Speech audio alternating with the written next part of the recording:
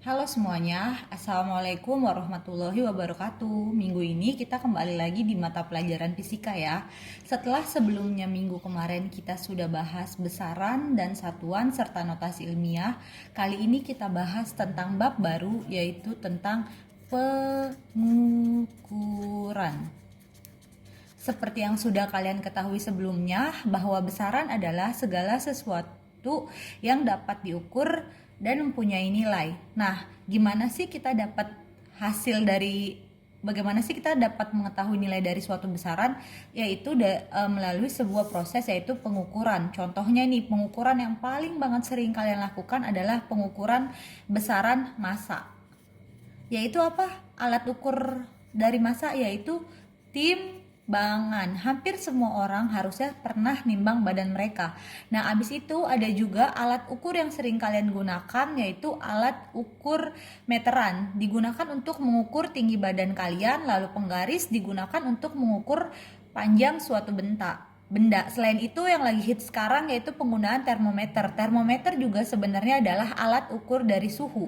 Nah, setiap besaran itu pasti mempunyai alat ukur. Nah, yang mau kita bahas sekarang adalah dua alat ukur yang entah kalian udah pernah lihat sebelumnya atau enggak, tapi cowok ini umumnya nih, buat yang cowok ini suka ada di bengkel-bengkel. Tapi kalau secara di fisika ini disebutnya jangka sorong.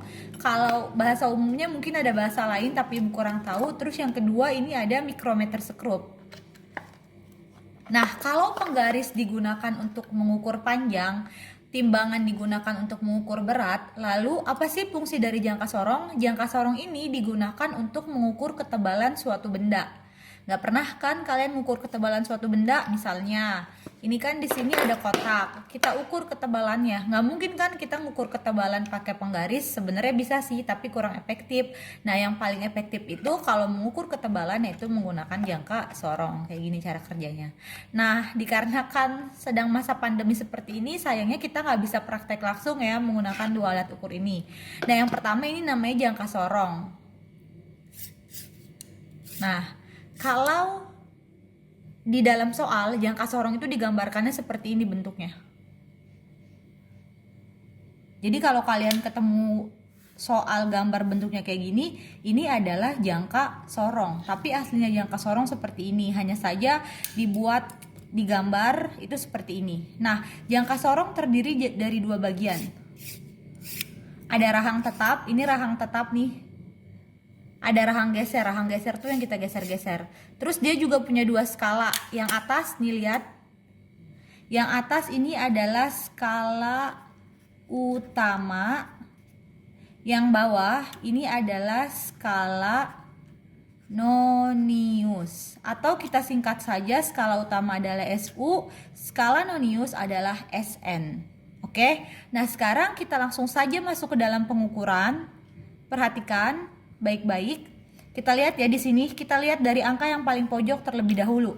Di sini angka yang paling pojok berapa? 3 kan? Ini dibaca 1. Ini satu garis nilainya 1, 3,1, 3,2, 3,3, 3,4, 3,5, 3,6, 3,7, 3,8, 3,9, 4. Oke, jadi satu garis ini itu bernilai 1. Lanjut. 41, 42, 43, 44, 45 sampai 5. Jadi satu garis itu nilainya 1. Nah, sekarang di sini ada nilai SU sama SN. Misalnya nih dianggapnya kalian sudah melakukan pengukuran menggunakan jangka sorong. Lalu langkah selanjutnya adalah kita mau tahu nih berapa sih hasil pengukurannya. Nah, caranya pertama sini lihat. Yang atas ada skala utama, yang bawah skala nonius. Cara baca skala utama yang mana sih? Pertama, skala utama itu yang atas. Jadi angka yang kita pakai yang atas saja. Ingat ya, skala utama itu angkanya yang atas. Kalau skala nonius itu pakainya angka yang bawah. Jadi kita lihat di sini skala utama itu yang mana? Skala utama adalah angka sebelum angka 0 di skala nonius. Nih kita perhatikan. Kan ini patokannya yang merah nih. Ini biar gampangnya Ibu bedain sama biru merah. Di sini kan ada angka merah nih. Lihat tuh di bawah, di skala nonius ada angka merah. Kita buletin angka merahnya. Nah, Sekarang kita hitung skala utamanya dari paling pojok. Hitung skala utamanya dari paling pojok, 3, 3,1, 3,2, 3,3, 3,4, 3,5, 3,6, 3,7, 3,8, 3,9, 4, 4,1. Kenapa 4,1? Batasannya adalah sebelum angka merah. Sebelum angka 0, atau kalau di sini udah Ibu buletin sebelum angka merah di bawah.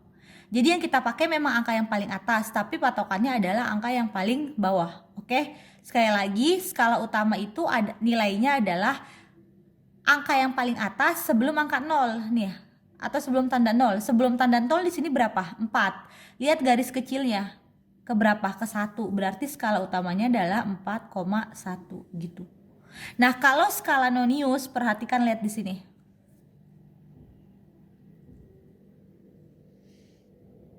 Nah, kalau skala nonius ini ada angka berapa nih? 0.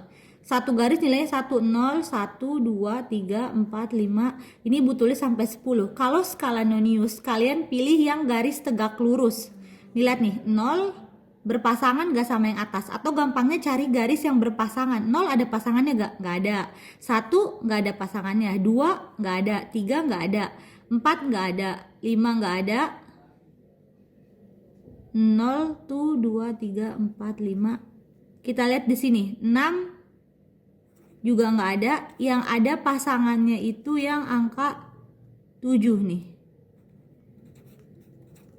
Nih, yang ada pasangannya adalah yang angka 7. Kenapa angka 7 ada pasangannya? Lihat nih, maksud Ibu ada pasangannya ini kan merah nih. Di atasnya punya pasangan. Itu pas di nomor berapa? 7. Berarti skala noniusnya adalah 7. Kalian tulisnya di paling belakang, 7. Nah, kalau udah kayak gini tinggal kalian hitung hasil pengukurannya, 7, 1, 4. Berarti hasil pengukuran menggunakan jangka sorong yang pertama nilainya 4,17. Nah, lanjut ke yang bagian 2, yang contoh soal yang kedua. Kalau yang tadi belum jelas. Oke, pertama sekarang yang kita cari adalah skala utama. Lihat, apa patokannya? Skala utama itu apa? Skala utama adalah sebelum angka 0 di yang bawah. Kan ini skala utama yang atas nih, skala utama atas. Skala nonius bawah. Patokannya, tapi ingat skala utama patokannya sebelum angka 0 di nonius. Nah, kita lihat sebelum angka 0. Angka 0 di mana di nonius ini? Kan nonius nih yang digarisin merah. Angka 0 yang mana? Di sini kan nih angka 0. Kita buletin angka 0-nya. Nah, sekarang kita hitungnya dari paling pojok.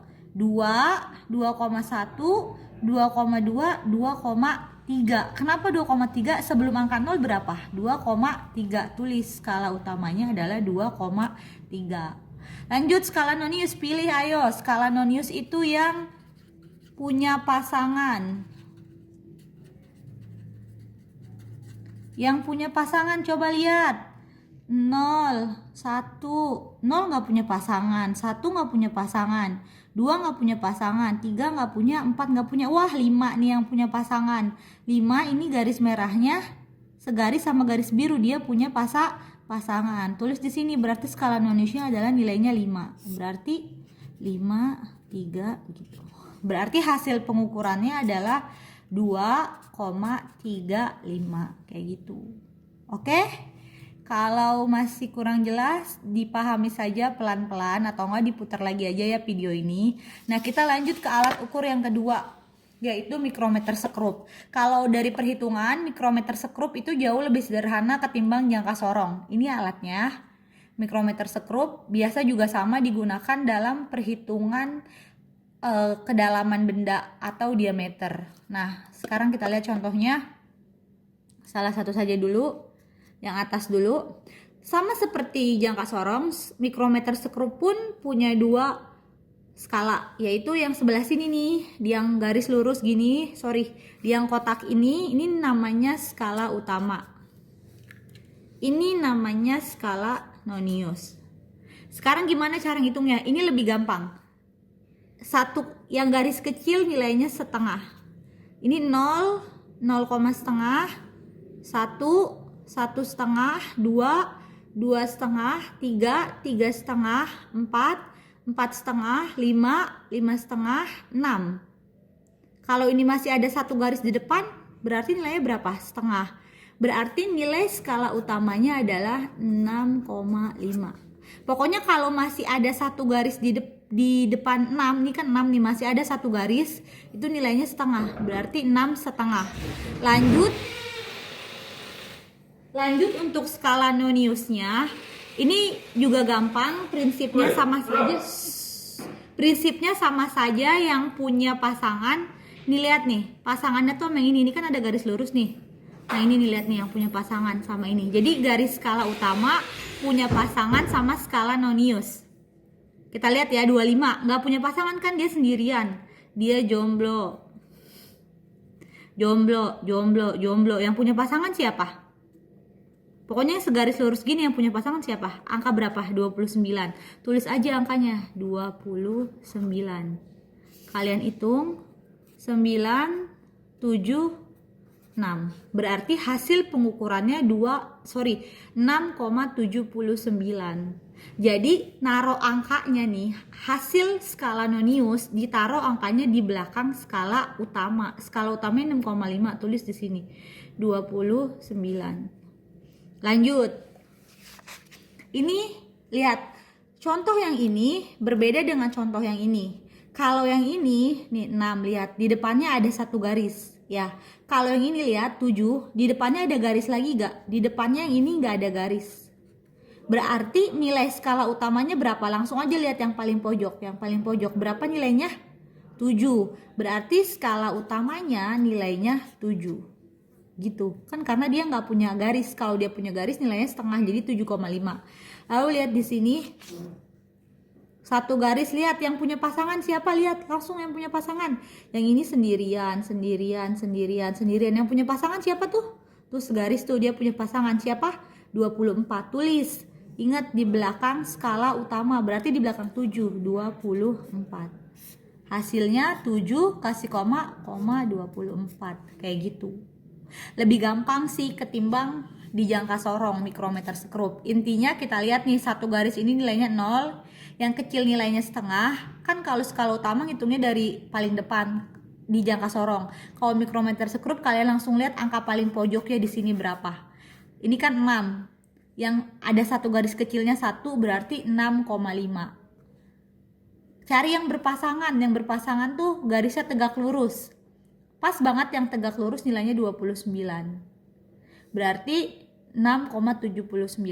Kalau yang ini, lihat skala utamanya di depannya nggak ada garis. Kalau dia nggak punya garis berarti nilainya berapa?